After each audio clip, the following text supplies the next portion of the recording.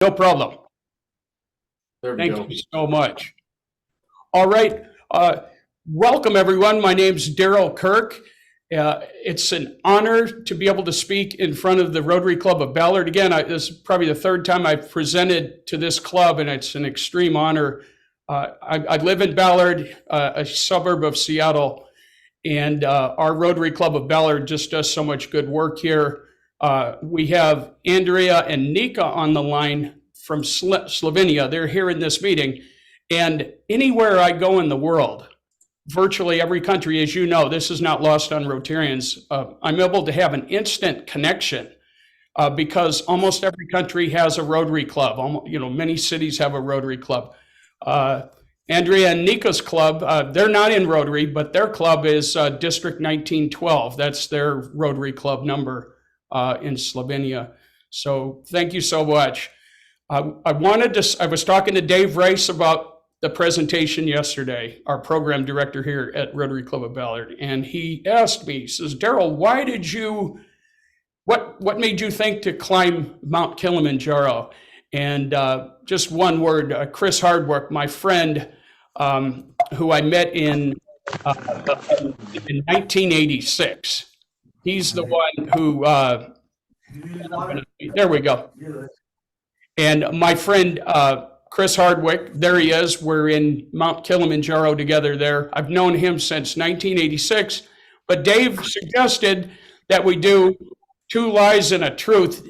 I guess it's two truths and a lie, but I'm doing two lies and a truth. And I wanted you guys to guess how I met Chris.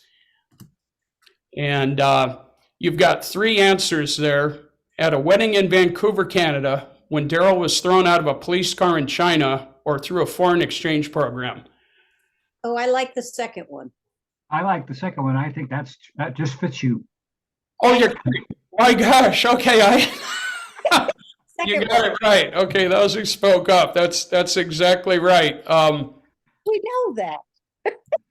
You probably know it, and that's the arresting officer the next day. I was thrown out of a police car in Tiananmen Square in 1986. Chris ran over to see what was going on, and we've been good friends ever since. So he's supposed to be on the call today, but he's pretty busy with a lot of meetings in Vancouver today. We might see him pop in after his last meeting. But basically, after being in the Marine Corps 6 months before my China trip, and then, instantly riding 6 months later with the Chinese Communist Army, it was about time for me to get arrested for taking photos in Tiananmen Square. But that's how I met Chris, and Chris is the one that put this trip together. As soon as he mentioned this in January of this year, our business group said, yes, for sure, we want to be a part of this. So I think that goes along with this presentation. What I want to talk about are the people that made this trip possible, like Chris, like our guide.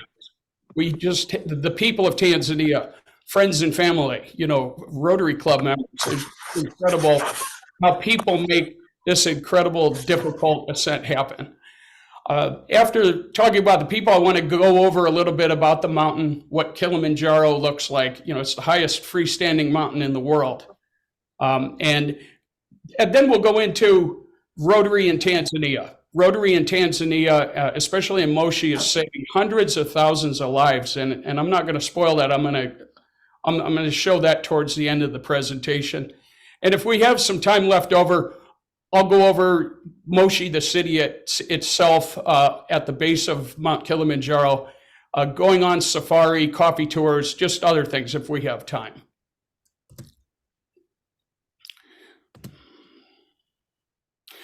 Climbing Mount Kilimanjaro, again, is just summed up in one word: the people. Your climbing team, like Mauricio is on this call, your guides, porters, cooks, they're the ones that make this happen in so many ways. They refer to it as our dream, and so they know that we're here to fulfill our dream, and they do everything they can to get us up there.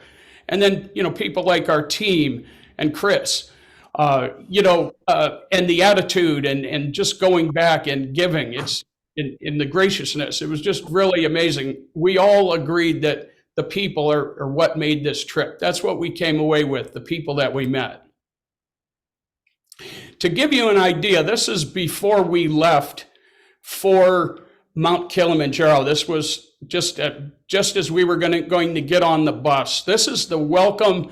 These are all our porters and guides. This is the welcome and the good luck that we received from them.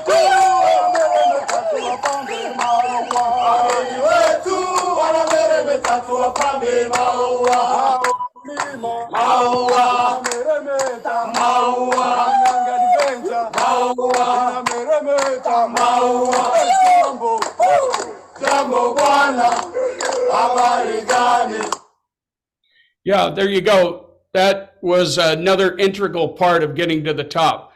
That spirit, that welcome, that carried all the way up to the top of Mount Kilimanjaro with that team of guides and porters. And, you know, would you have that kind of attitude after doing it like Robbie there on the left, 200 times, 80 times? Some of these guys have been up 300 times up the world's highest freestanding mountain. So every group that comes in there to this group is just like a new person. It's a new trip for them every time, and just so appreciate that welcome. Here's the ride back from Kilimanjaro. So we celebrated before the climb, and then a week later we came back and celebrated again, and they had the same vigor, enthusiasm, and happiness for us that we had completed our dream to climb Mount Kilimanjaro. More people. Okay, this is our cook, Mohammed, or Dodo. We call him, his pet name was Dodo, but Mohammed was an incredible cook. He knew what we needed, when we needed it, and something else, he made sure that the food was safe. If we were not eating safe food or clean water, even just one of our team going down, it would have really just canceled the trip. So just really appreciate all of the work that he put in, to make sure that we had great meals with lots of carbs and just a great variety of food. It just seemed like when we were at our lowest, there was always some kind of dish that just really perked us up, and he just kind of knew, what we needed at what time. This is Super Tall. This is Steve, Super Tall. He was our kind of maitre d', if you will. He would take the orders. He would do anything that was just that we needed, like water or food or anything else. But he really set the tone of the trip. Sing and dance and play traditional Tanzanian songs. And one of the songs that they had was somebody, get up now, get up early, get out there and work. And it had a chorus phrase in there of somebody. Our whole team would sing that in our lowest, times. So it's just really amazing to have Steve, Super Tall. So again, another integral person to getting us up to the top. This is another one of our guides. This was one of the youngest guides who brought me up to the very summit. And he wanted to do everything. He was one of the newer guides, and he took such good care of people. He was such a good leader and follower. Really wonderful folks. This is Robert. Robert is our head guide. He was just a lovely, lovely man, lovely Tanzanian man, very hardworking. Guiding is very seasonal business. So when Robert is not, a guide, going up 200 times in who knows how many years, when he's not a guide, which is seasonal, then he runs his own farm. So here you can see him, he's planted corn here. He has a lovely family. So just lovely how hard these folks work in Tanzania. You just see all of the activity start at 6 a.m. Everyone's waking up, and the city is just so industrious. You see people building houses now in Tanzania. Tourism is a big, exciting industry there now, very large industry. So Robert, again, he was our head guide. Our team itself was so incredible. Here you can see Mitch and Noah. Noah has the bloody nose. It was so nice having some older guys like me and Chris on the team, and then having, Mitch and Noah on there. They're like 23 and 25 years old. It was so great having so many different inputs and different experiences and how they felt and how we felt. It was really amazing to have that team. A trip like this just really breaks down all barriers of age and communication. Now, people, again, it's the people that you meet on this trip or any kind of trip. And here you see Andrea and Nika here. We met them at our hotel in Kochi, which was so exciting. You were meeting people just constantly coming in and out who were preparing to climb Mount Kilimanjaro or people coming off the mountain after a climb. And so we met Andrea and Nika. They actually rode mountain bikes up Mount Kilimanjaro. And I have a short film clip here from their movie. They've made a movie, and this is the trailer. This movie is in Slovenian, but basically they went up with a woman-owned and woman-operated Tanzanian tour company. So this tour company consists of Tanzanian women, women owners. And the opportunity for these women to be able to guide allows them to provide a very good living for their families. So this is a movie on that. It's not just a movie of them riding their mountain bikes up Mount Kilimanjaro. They are also, just telling this story about the empowerment of these women guides. So I'm going to go ahead and play this. It's about a minute long. Na začetku smo vedeli, da gremo punce tja, kot ženska ekipa, a ne? Ja, vedno je fajn, ko srečaš neke ljudi polne začudenja in zaprepadanja, da oni v bistvu komaj še živijo, pa hodijo gor, kako lahko s sabo nosiš še kolo.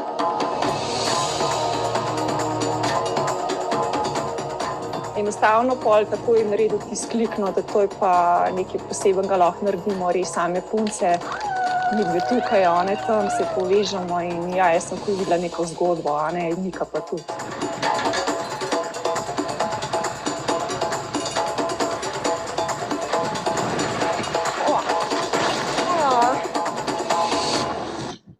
Okay. It's like in the snow.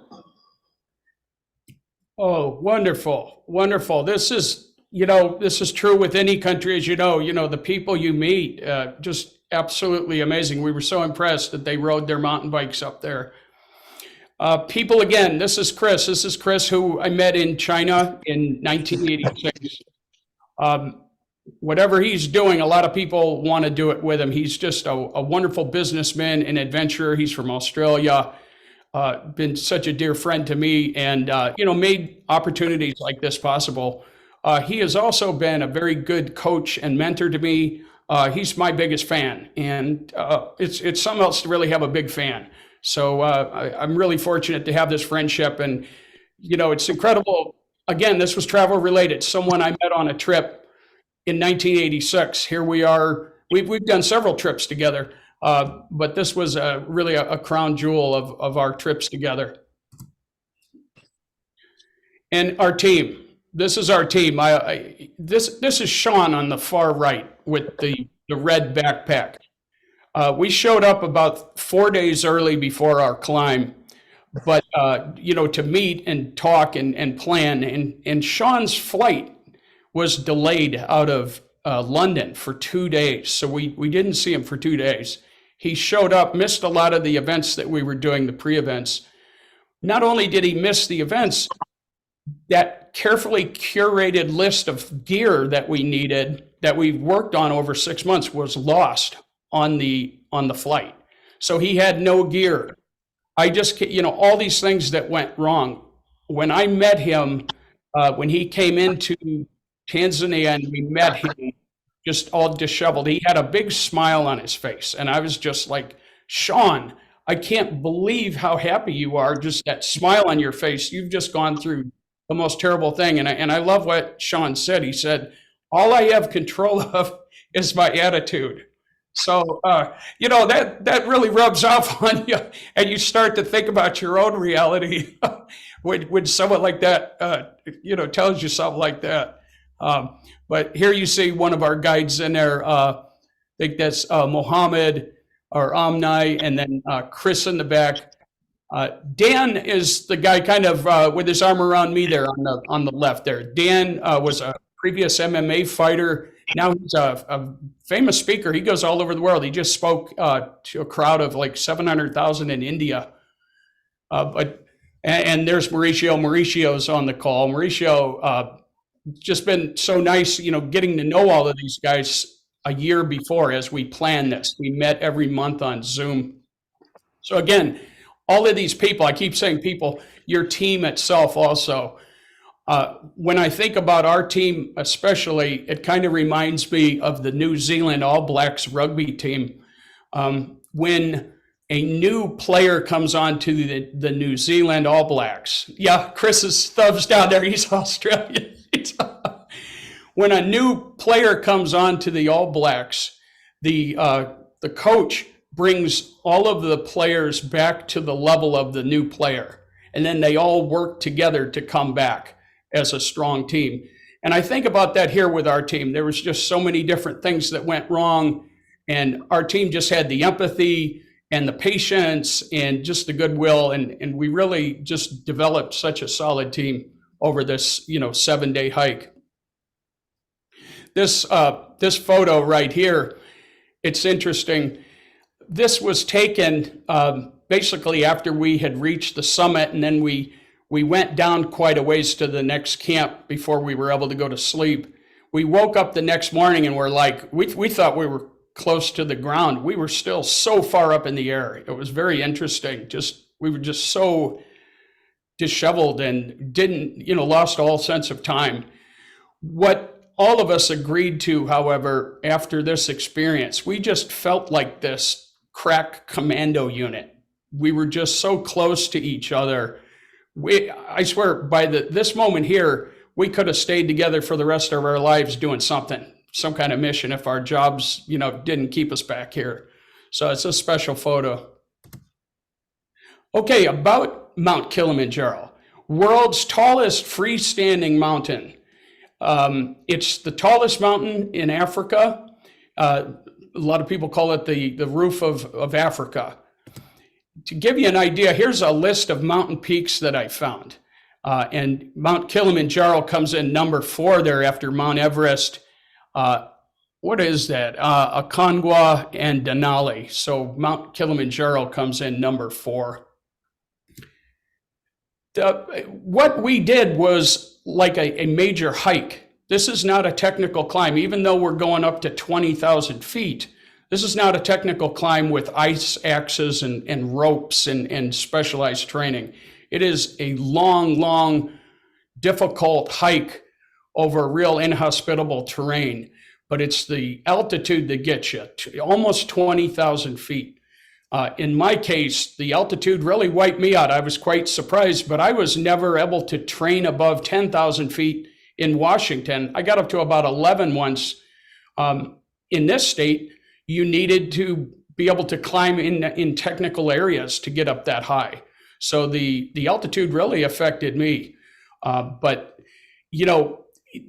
what I'll say is the safety here. Even though we're talking 20,000 feet, our guides and our porters were just very. They always monitored us. They knew where we were. Here's a logbook. We always had to sign in to each camp and make sure everyone was accounted for. Every night as we got into our tent, our guides would come in and they would do a pulse. They would put a pulsometer, O2. They would check our O2, our blood saturation, our heart rate. In our first night there, we had one of the members go into shock because a bunch of fire ants had come into their tent and they just didn't know what was going on. So the guides knew what to do. They were very calm.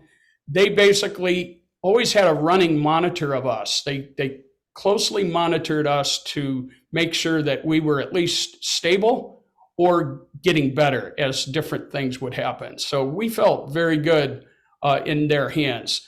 I mean, not only is our safety at risk, so too is our investment. I mean, this was an expensive climb when you look at the time, the gear, and the cost of doing all of this. So, there was a lot of different reasons why this was so important to have this monitoring.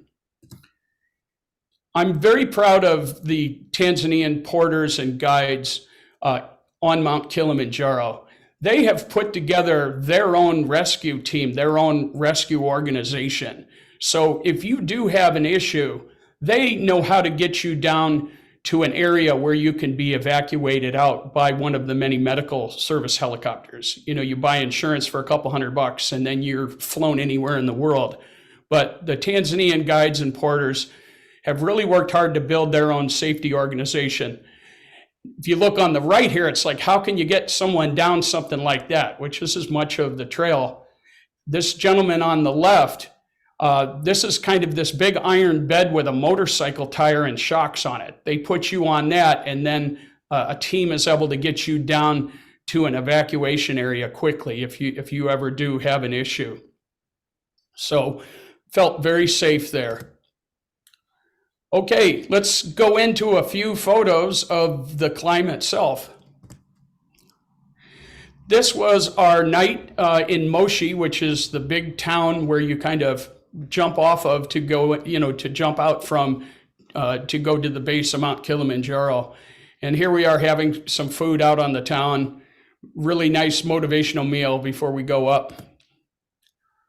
This is kind of, it looks kind of crazy here having this much gear. There's my gear on the left. Chris is there on the right there with his gear. We're up there for 7 days, and it's a comfort thing, but more importantly, everything there has a purpose and keeps us safe and ensures that our team of 7 gets up there and makes a successful summit. So it's nice to have doubles of things. If someone forgot something, then, 9 times out of 10, someone else or 2 or 3 people had it for someone who had lost it, or like with Sean's gear, missing. So that it's crazy.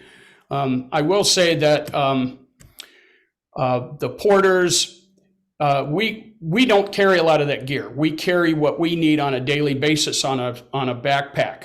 And those packs that the porters, we put that all in a pack. In fact, I'm going to go a slide ahead. All of our gear is put in these large duffels that can weigh no more than 30 pounds by government regulations. And then the porters carry that up. So it's nice after we've hiked all day, we have our gear there. They already have tents set up. The mess tent is all set up. So it's been really just so nice to help with that. Again, this is like a large trek. It's not a big technical mountain climb. This is the night before our departure on Mount Kilimanjaro. This is the first time to meet Robert on the left. He was our head guide, and Mohammed and Amnai, they're standing up with him. They were his 2 main guides. Robert was just the most lovely man, very soft-spoken, but he really has a command presence about him. He garnered a ton of respect by everyone on the mountain, the other guides that are there. There's several guide services.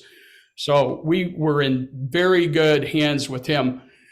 When these guys showed up, we knew they were coming, but when they showed up, it really kind of brought me back to Marine Corps basic training, where you don't know what to expect. All you know is you're going into something big and something scary. And so nice having these guys come in to say, look, we got your back. We've done this hundreds of times. We want you, we want to fulfill your dream. We want to make sure you fulfill this dream. We know the expense, the investment of time you've put into this.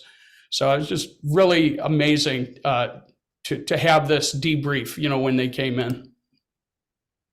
And again, there's the packs that we each have 1 pack, 30 pounds or less, and then a porters carry those while we're carrying our daily needs ourselves. And here we are. Here we're leaving Nyangi Tours. We're getting ready to get on the bus to head towards Mount Kilimanjaro. Again, on the way there, incredible songs the whole way, including this song. When you go to, when you go to Mount Kilimanjaro, when you go to Moshi, this is the first song you're going to learn, the Kilimanjaro song. It's sung everywhere. And then secondly, you're going to learn the word pole pole, slow, slow. These are the first two words you learn, is the Kilimanjaro song and then pole pole, slow. Go slow. Everything is go slow when you're on that mountain. Very slow and sustained. We're talking, 5, 6, 7, 8 hours, 10 hours a day of hiking. So it's just important to go slow, conserve that energy. So pole pole, that's the first word you'll hear. Here we are. So we've taken the bus. We're now at Lemosho Gate, and that's basically, you can see 2,100 meters is where we start at. We went on the Lemosho route, and you can see all of the different times, to get to the different areas and the elevations. This is what the start looks like. You're basically starting out in the base of Mount Kilimanjaro, very tropical. What excited me about starting out at this elevation was seeing a dear friend of ours from the Seattle, the Woodland Park Zoo, which is the colobus monkeys. They feature prominent at our zoo in Seattle.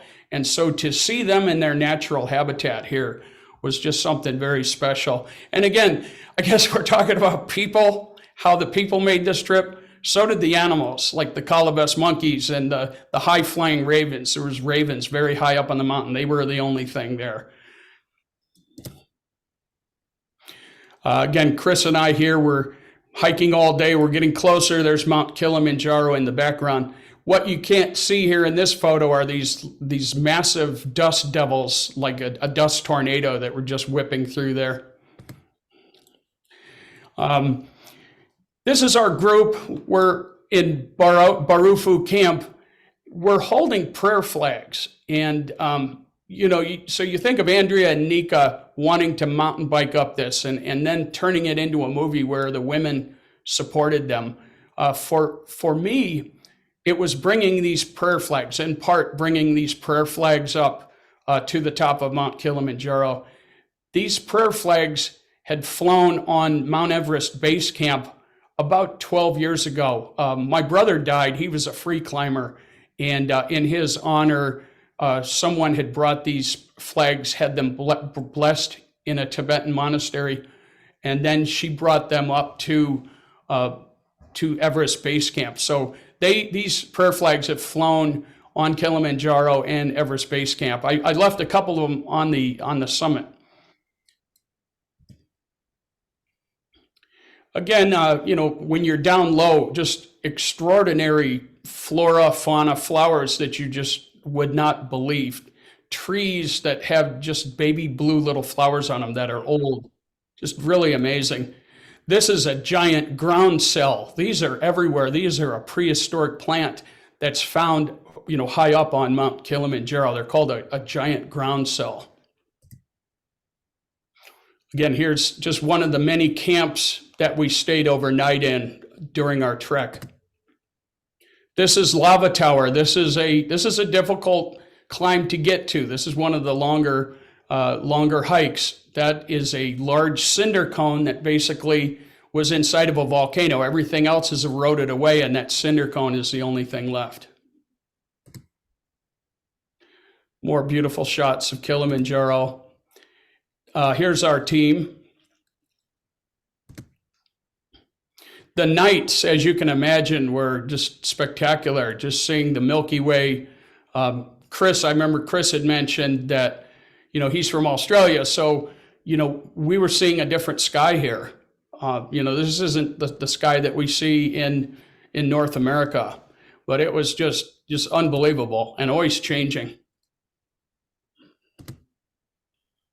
Here's our guide, Mohammed. You can see some of the frost here on the ground. It's basically typically what the camp looks like. You'll see that green tent. That's basically, like a mess tent. So we would have lunch and dinner in these mess tents and breakfast. This was, I think if people knew what they were in for on summit night, this was summit night. You go to bed at 10 p.m. Or you wake up at 10 p.m., 10, 11 p.m., and then you hike all night, 8 to 10 hours before you reach the summit of Mount Kilimanjaro. And you do that so you can take advantage of the weather. The ground is a little bit frozen and more stable then. And the big one for Kilimanjaro is being able to get up there and summit right at sunrise, which is spectacular. But you can just, if people knew about this, I don't know how many, I think quite a few people would say, no, I'm not doing this. This was the longest night of our lives. As far as you can see up at night, here you're looking down, but as far as you can look up the mountain, you're seeing nothing but lamps all the way into the stars. And it just keeps going and going and going for 8 to 10 hours. And you just never know what it will end. But I have a video here that Chris took, and it really gives you an idea of what this summit night is like.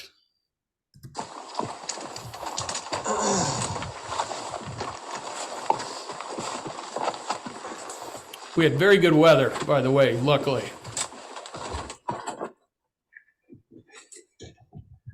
Oh, we're heading up, passing a big boulder, going through a bit of a boulder field here. Very interesting.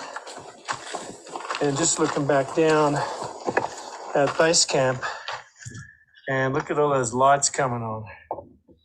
Hive of activity down there. There's other groups starting to wake up, have their snacks. That's Moshi in the distance. Beautiful night. Couldn't hope for better weather. Yeah, that really gives you a great idea of summit night. It is quite an endeavor. I just think of the Greek god Sisyphus, just kind of pushing that rock up the hill and it coming back down on him and then going back up the mountain and down. As you go up, you're like, wow, this is so hard. Can I go for 2 more hours? If I go for 2 more hours, will I then, pass out? Or, it just so difficult, but so fulfilling also at the same time. To be pushed at your ultimate brink is just the most incredible thing, to say, wow, I just had no idea that I had that in me. And it takes something like this to really push you like that. But, we have a lot of peaks in Washington State. We have a lot of hikes in Washington State. Gosh, for some of my friends, it may be, doing a 5K, and so it's just amazing to be able to push yourself. And here we go. This is what you get when you get up at 10 p.m. You go to sleep about 3 or 4, and then you wake up at 10 and you reach the summit by sunrise. This is our team at Stella Point. This is almost the very top. Actually, our whole team is coming down here. I went up, Robert took me up for another hour each way to come up and back, 30 minutes, another additional hour to get me up and back. And it was, for me, it was very difficult, the oxygen. I was really surprised, and I'm so glad that I was pushed like that with the oxygen. I just can't explain it. It's just like they say, when you have oxygen deprivation, you forget half the trip, up there that day. You lose all sense of time and direction. And so I want to say that Robert and the rest of the guides, they're taking a chance. It's a delicate balance that they're trying to strike here. They want to get you up there, but there's also, physical things that are going on. And so I just really appreciate the risk and the preparedness and the teamwork and the networks that they have to make this happen. So I just wanted to shout out. Here's Robert. I think, I'm telling you how great these folks are. Here's a video that Robert took and with my cell phone, and you'll be able to kind of hear, what's going on here and kind of hear about the kind of person he is and the guides. We're almost at the top. We are now at the Stella Point. You can see the glaciers, and Darrell is doing crazy. He's very strong. He's the phone there. You see, he's going up there. Good for him. Good for him for sure. Well done, Darrell. I've done a very good job. I'm proud for you, my friend. Good job. So that's from a man that's done this 200 times, so every time is just like the new time for them, it's like the first time. And there we are at the top with my brother's prayer flags. We're at the roof of the world, the very top of Mount Kilimanjaro. Just really appreciate that team. Again, I was so wiped out from the oxygen deprivation, but once I got back down, actually, and let me tell you this, right after this, I'd say about 10 minutes after this, as we headed down, Robert looked at me, he says, man, you're turning blue. He took out an oxygen tank, put me on oxygen, and him and his junior guide there, they said, put your arms around us, and they brought me down quick down the mountain. So I appreciate that. We're not allowed to have oxygen going up the mountain, but they sure used it on me going down. And I got to say something about that. I speak on, I speak and present on being vulnerable, and I'm in a couple of organizations where it's all about being vulnerable, looking at your faults. And yet when this happened, I told the man, I was too proud. I said, man, I don't want to go on oxygen. There's no way. But I just kind of, I put my life in their hands and my pride, and I just dropped that and I just let them take over. And it was a beautiful thing to be helped down. And about halfway down the mountain, all the other guides, as we were coming into camp, ran up and just, helped me. I had this big crowd of guides, and of course, Chris was out there taking a video of it. And I'm like, Chris, turn that camera off, man. So it was really great to be humbled. I mean, there's, here I speak about being humbled, and yet this was kind of, it was a great learning experience. This is what, I will say this, you see me running down here, we all raced down. Once we got below 10,000 feet and on smooth terrain, I just, like a bat out of hell, started running. And Chris and Mitch and Noah all ran after me. We all raced all the way down, like 3 miles down. I just needed to prove to myself that, gosh, I can't believe how wiped out I got. And on the right side there, that's the certificate you get. It's very highly registered. They needed to know exactly the time you summited, but that's the certificate that you get from the Tanzanian government. I would now so thank you for watching that. I'm so glad to be able to give credit to our team, to our guides and porters, and to our tour operator, Nyanji Tours. I want to talk about Rotary in Tanzania very quickly. We were all on several different medications. We were on Diamox for altitude sickness to kind of help us with that. We were also worried about malaria.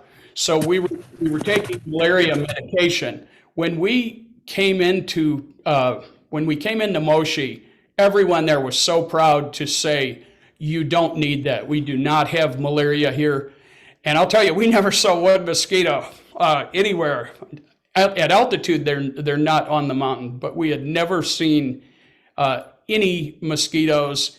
And so the Tanzanians are very proud that they have eliminated malaria or made a huge difference. And I'm going to give you a little quiz here. These are the deadliest animals, global deaths by animal. Here you can see snakes are 75,000 snakes. 75,000 humans die by snakes. Freshwater snail, they spread different diseases and microbes. That's 10,000 deaths. Hippopotamus, 500. Elephant, 100. A shark. The number one animal, well, unfortunately, humans are 546,000 are killed by humans, but the mosquito kills 780,000 people per year. That's the top deadliest animal is the mosquito. And I can tell you what, Rotary in Tanzania is making a huge difference in their country. And Rotary is I'm glad I talked to David Rice about this because he really let me know on how important Rotary is to malaria. We know that, polio has been stamped out because of Rotary. And, here, one of the largest killers per year, Rotary in Tanzania, Rotary in Moshi, they're saving hundreds of thousands of lives per year through their efforts. And it's just a hideous thing. They get this, chronic anemia, brain and kidney damage. So this is, and a lot of people. So this is just some of the different Rotary campaigns. On the bottom right, I keep talking about Moshi. That's the Rotary Club of Moshi. And they've made a huge effort in this. So I was really proud to see that. Again, anywhere you go in the world, you're going to find a Rotary Club doing incredible work. I want to shout out to Praise Nyangi. Praise is, I don't know if he's on the call now. We've been running him ragged to give his road show of the good work that he's doing in Tanzania. But Praise is our tour operator. He's an incredible gentleman and entrepreneur. And I just love this quote for him. A successful business shouldn't be an individual rising to the top. It should be about lifting a whole community, its children and elders. And that's how he lives his life. He is just the most gracious, wonderful man. It's so good to see him in our country here just 3 months later in Seattle. If you guys have any questions, how do I get to Tanzania for safari, to climb Kilimanjaro? Please contact me here. David and Frank, Rotary knows how to get a hold of me, and I'd love to talk with you. And that's good. Frank, I can go on, but that's the end of my presentation. I can show other things, or you can do your business there. Well, we are running a little short on time, although Right. I would like to hear more. That was super interesting. We do have, I can't tell who it is. Probably looks like a phone, maybe call in, has their hand raised. We have time for a few questions. Oh, that's great. Yeah, let's do. I'm so sorry. Yeah, let's have some questions. Who's the Infinix Smart 6? Okay. You see that? Infinix Smart 6. Okay. And Well, then- it looks like Chris Harwick is on the phone too. okay. Oh, Chris. Okay. Derek, you have a question. Yes, I do, Darrell. First of all, thank you very much. It was a great presentation, not very surprising coming from you. Thank you, sir. And a hat off to you for having had this accomplishment. It was interesting to see, as you were showing that video, people climbing up on the boulders, they were not wearing ropes. Did you not have ropes at all during this climb? Derek, that's kind of a loaded question a little bit, because that was on one of the most dangerous parts of the wall. That's the Barranco Wall. So there's actually a section there which is called the Kissing Rock. You're basically kissing that rock as you're getting close to it to go by. If you're afraid of heights, it's a challenge, but you are kissing. For safety, you are going close across that wall. The guides, one thing that the guides are doing, they know exactly what's going on with each person. Who do I watch? Who do I put where in the lineup? Who can I ask to help? Chris was in the best shape of any of us, hands down. So Chris was also called on to lend assistance or to monitor people. So the guides were really good about that. But thanks for bringing that up. That was one of the most, harrowing parts, is where you're. My question had to do with ropes. Did you at any time have ropes? No, we didn't need them. No, not at all. No. It would have been a hindrance because we weren't trained to use them as you would in a technical mountain climb with crevasse rescues and all of that. Mm-hmm. Yeah. Let's see. Hey, Alana, how are you? Hi, Alana. Hi, how are you, Darrell? Very good. Great You've got some presentation. Africa experience. You're doing some projects in Africa. So Yeah, in Ethiopia, but I'm going to travel with Rotary 4 to Kenya. Wow. And I just thought I'd let you know that we're going to learn about local malaria research project aimed at boosting maternal, infant, and child health. And we're going to volunteer at a medical camp, and we're going to help launch the Kick Out Malaria soccer tournament. Oh my And God. That's a Incredible. tour by Oh Rotary my gosh. Corps. There's going to be 18 of us. I can't tell you the impact. You know, we know about polio, that Rotary, basically, we hang our hats on polio eradication. But this malaria thing just really blew my mind, and the impact that Rotary is having there is just extraordinary. So this is great. Wow. Yeah, Thank so you. I appreciate all your tips.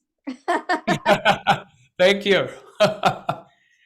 Do we have, I don't know who that is, who else we have there, on the telephone there, the Infinix Smart 6. Praise, is that you? Or Robert, is that you?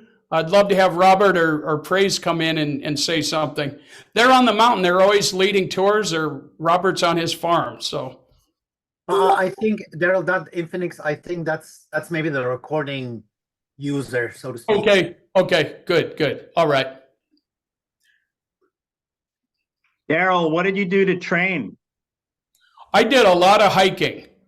I went to Mount Rainier and did the 3 burrows. That was probably the highest that I got, was about 10,000, 11,000 feet. I hiked every day, did push-ups, did kettlebells. You know, you really want to do some type of, workouts, drinking a lot of water, doing a lot of hiking. I hiked all over the place.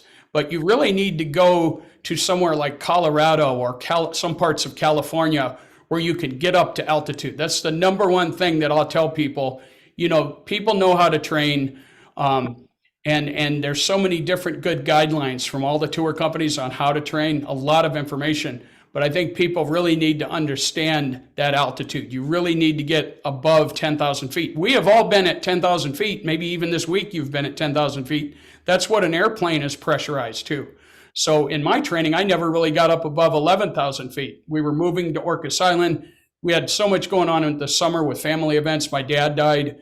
We had a lot of different things going on. So you really need to get above 10,000 feet, get into some altitude. And, what's it like being at altitude for 2 days, 3 days?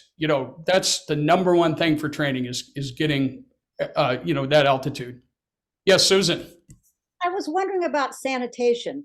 You have a lot of people taking that climb, and that's I would assume there's got to be something built into what looks like an incredibly well-organized program to get that off the mountain. Yes, you asked. Okay, so not only do you need to train at altitude, definitely train at altitude for a couple of days, above 10,000 feet for multiple days. You need to make sure you pay the extra money to bring a guide up who takes care of the latrine, where you have your own, where your camp has its own private latrine. The public latrines there are unimaginable. It's just impossible. They are not unsafe. If you get near one, you won't believe it, but they're safe. It's just you need to have your own latrine. If you go up Mount Kilimanjaro, first thing you say is, all I know is we want the extra guy that takes care of the latrine. They pack that all out. They take care of all of that. But there's a lot of people. So it is an issue, but I did not feel unsafe. But you just didn't want to get near the public latrine. Yeah. Could you talk a bit more about the role the memory of your brother played in this climb for you? Yeah, thank you. He was a free climber. He had fallen in Las Vegas in Red Rock Park. He was a free climber, no ropes. He fell about 500 feet and died, but we could not find him for 3 months. Where did this happen? This was in Las Vegas. Believe it or not, people think about Las Vegas and the Strip and gambling. Las Vegas has some incredible parks, not far, 15 minutes out. Red Rocks is one. And he was free climbing there. He fell about 500 feet, but we couldn't find him for 3 months. So there was a massive search. If you ever look up Ron Kirk, Red Rock, missing hiker in Las Vegas, a ton of things comes up. There's a building in his name in Las Vegas. It's the Search and Rescue Center. So one of our, actually a Washington State judge came in and helped us search. And she was climbing Mount Everest and getting to base camp. And she, took it upon herself to bring these prayer flags, have them blessed, and then she brought them up to Everest base camp. So it was I just wanted to continue her generosity on. And it was a real special thing. My brother was just like an unimaginable runner, hiker. The world lost a lot of energy when he passed, from that fall. So it was really just an honor to be able to, remember him through those prayer flags. So thanks for asking. Yeah. As I'm listening to you too, I'm so impressed with how well organized everything is. From the logging to the porters being basically assigned to a person or two to make sure they're doing well, to having all kinds of support available. I don't think it would have been as successful an opportunity for anyone who tries unless that's available. Thank you. And when you look at the numbers of people that make it up there, there's a considerable amount of folks who do not make it up. We had 2 Olympians not on our team, but we met at the hotel. We met 2 Olympians, full Olympic ladies. One was from Scotland, one was from Ireland. They, as you can imagine, they were very fit. They were a third my age. They did not make it up because of the altitude. So, a pro climber, you never know how they're going to react to oxygen deprivation, today versus next year. So it's kind of a fickle thing. So yes, it's a deal. People say, oh, you had 50 porters. The Tanzanian government requires that each person have 3 porters or guides, 3 per person. That's to provide jobs. It's to provide safety. It helps their economy. And, for me, the takeaway was, gosh, having them take care of us in a way, they've gone up some of these people have gone up 300 times up that mountain. And every time when you see their face, as you did in that movie, it's like it's the first time they've ever done it. And you're the first group they ever brought up. I was just so impressed by that. So it's a real good plan. Well, and also I think the fact that you are so appreciative of the culture that supports people who want to do this is very important for Americans and people worldwide to know, because Africa's the future, and we need to reach out more to. Oh my gosh! Praise Nyangi. I hope he's on here. Praise. I brought him down to Portland. He has a lot of people that he's known over 20 years. Praise is such a wonderful man. I hope you can meet him. I'm Nyangi Adventure Tours, Nyange. He's such a lovely man. That picture I showed of him, that's what he says. Africa is the future. It is. And he's so looking forward to adding value to the existing supply chain. Instead of sending macadamia nuts that are raw, why don't we process our own macadamia nuts? Why don't we create jobs? Why don't we create our own future? So I love that you said that. What a great way to end. My one big Rotary trip that I remember, I loved a lot of them, but I went to South Africa with Rotary. And my takeaway there was South Africa is a country in transition. And they represent the future of the continent in so many ways. And you've given us such a wonderful example of how that's happening. And I'm glad to see it. And I want as many people as possible to know the kind of support system that exists there as they reach out to the future that we need to support. Well, thank you. Thank you so much, Susan. When I came here in 1986 to Seattle from Japan after the Marine Corps, I worked for Robert J. Block, and he was a big Democrat here. He's a city councilman. He tried to get something passed where all of the people who built Seattle, all the iron workers, all of these folks who actually had the hammers in hand or bolting rivets, he wanted to make sure that they were recognized on each building. And that thing failed so quickly, that initiative. And, I'm so glad that we have the opportunity to acknowledge these folks, that are making these dreams come true for people around the world. Thank you. Great. Thank you Darrell, for that presentation. Yes. Thank you so much, Darrell. That was captivating. It's great. It's impressive that you were able to make that climb. And I don't know if I would be able to. I'd probably have to do a lot of training myself. And of course, I doubt you will be, but please don't be a stranger. Okay. We love having you around, and it's good to see you again. And I'm gonna Thank you. share the screen for just a couple Thank of you, Frank. seconds here while I give our last little update, since it is 1 o'clock now, and I want to be make sure I'm conscious of all your time. It's all important to you. Next week we'll be back in person at Piccolino's to hear from Todd Myers, and he'll give an update on the Washington Policy Institute's Puget Sound environmental policy, and we're going to have a discussion with him. And then, of course, the following 2 weeks we are not going to have a meeting for the holidays, and then back in person. Are we in person on the 9th? I think it's on Zoom, to hear from Tom Fay. Or no, we're in person that day with the Seattle Public Library. He's going to talk to us about book bans. We'll have the Ballard High School Student of the Month there as well. Again, Darrell, it was great to hear from you. Thank Your you. experiences, and also get a chance to meet your guests. Thank you. I'm all done, so we'll call the meeting closed. Thank you Again, thank so you. much. That was good. Hold on. Keep doing Yes, good work. Bev. out there. Thank you.